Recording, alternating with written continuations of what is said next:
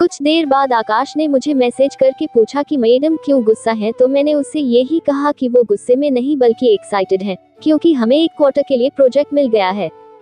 फिर मैं और नीतू वेगास के लिए निकले और पूरे रास्ते नीतू बहुत जोश में थी और बहुत खुश भी। वहाँ मैंने पहले से ही रिजर्वेशन कर दी थी, जो के लिए दूसरा सरप्राइज था। पहली रात थी और नीतू खूब जोश में थी। एक सरप्राइज उसने भी खरीद लिया था। मैं लैपटॉप पर कुछ काम कर रहा था कि नीतू लॉन्ड्री पहन कर इठलाकर मेरे पास आई। मैंने फौरन लैपटॉप बंद कर दिया और बिना पलके झपकाए उसे देखने लगा। लाल रंग की इस लॉन्ड्री में नीतू के जिस्म का एक एक हिस्सा कातिलाना लग रहा था। जाली से कपड़े में से मुझे नीतू का दूधिया जिस्म साफ दिख रहा था। मैं उठकर खड़ा हुआ और नीतू को गोद में उठा लिया और उसे बिस्तर के बीचों बीच लिटा दिया। नीतू ने अपनी बाहों का हार मेरे गले में डाल दिया और मुझे अपने ऊपर खींचने लगी।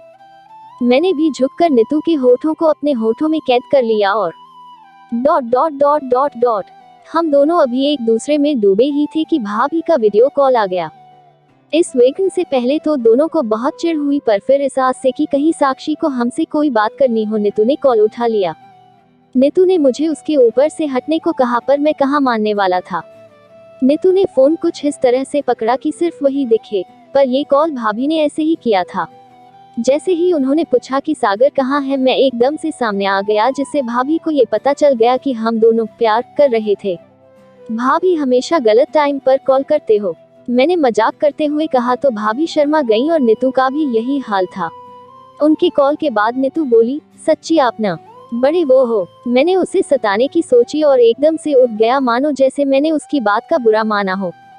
मैं उठकर काउच पर बैठ गया। नीतू डरी सहमी सी आई और बोली, सॉरी। उसके डरने से मुझे बहुत हंसी आ रही थी। मैं उठकर खड़ा हुआ और बाहर जाने लगा तो नीतू ने मेरा हाथ पकड़ लिया, सॉरी।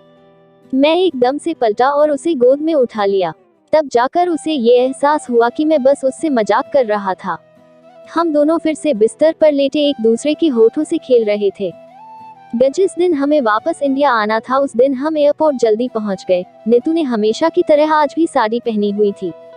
वो कॉफी लेने काउंटर पर गई और मैं लैपटॉप पर काम करने लगा कि एक आदमी जो बात करने के अंदाज से मुझे ऑस्ट्रेलियाई लगा, वो नीतू से बात करने लगा।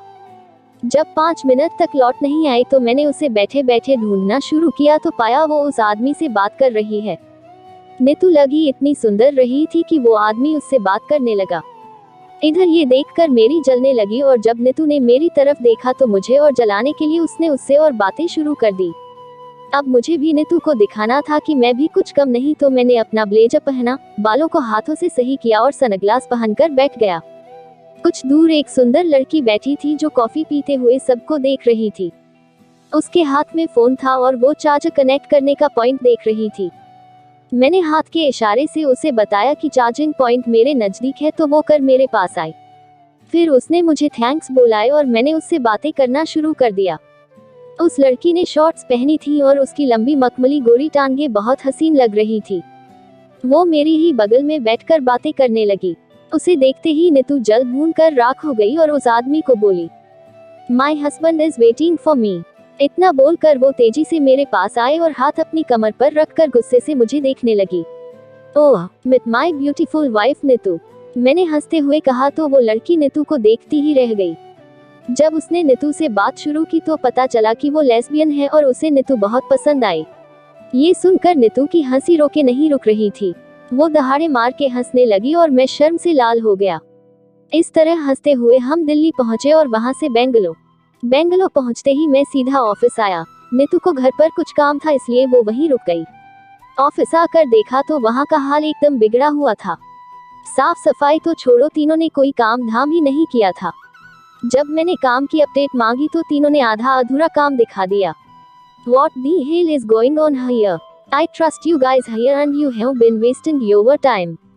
Call your home hostel and tell them you are not going back until you wrap all this. मैंने तीनों को अपना फरमान सुना दिया।